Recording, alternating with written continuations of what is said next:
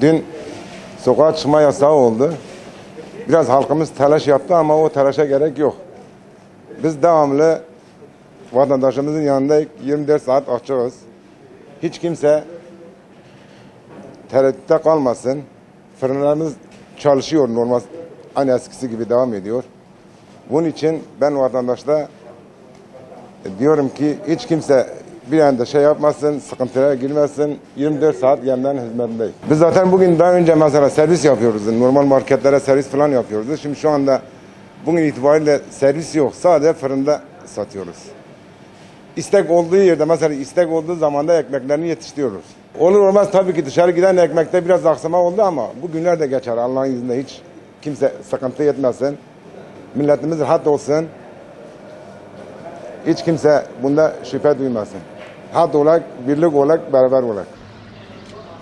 Selamünaleyküm. Selamünaleyküm. Kolay gelsin. Aleyküm selam. Buyurun. Teşekkür ederim. Afiyet olsun.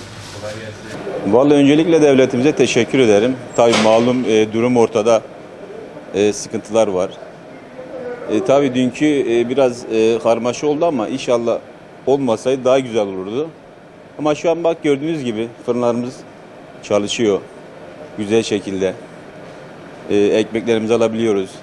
Dünkü bu olayı vatandaş biraz sakin şekilde karşılasaydı daha güzel olacaktı.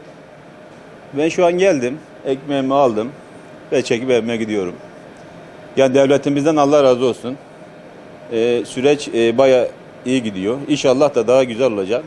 Çünkü biz açısından hani kiminin evde tabii evde ekmek yapanı var veya köyde yapıp da getireni var. Ama bazı vatandaşların böyle bir imkanı yok. Fırınların açık olması çok güzel oldu. Teşekkür ediyorum ben. Kolay gelsin.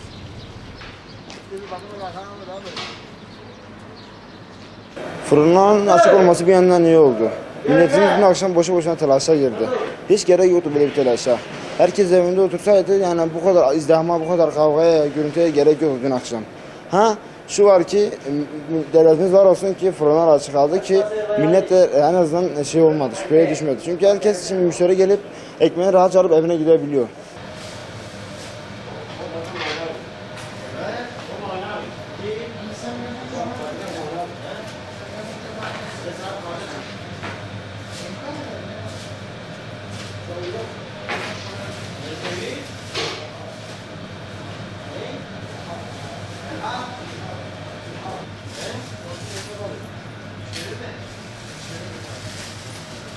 Kolay gelsin.